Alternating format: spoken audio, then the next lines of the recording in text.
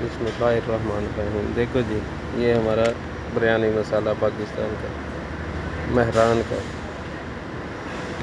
का और ये सारे इंडिया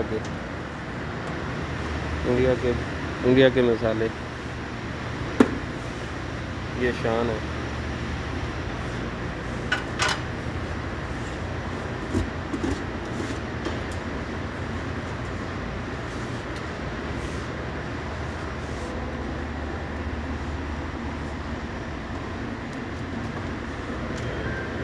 ये है पिंक सैलड, जिसके चर्चे हैं दुनिया में। Pink salad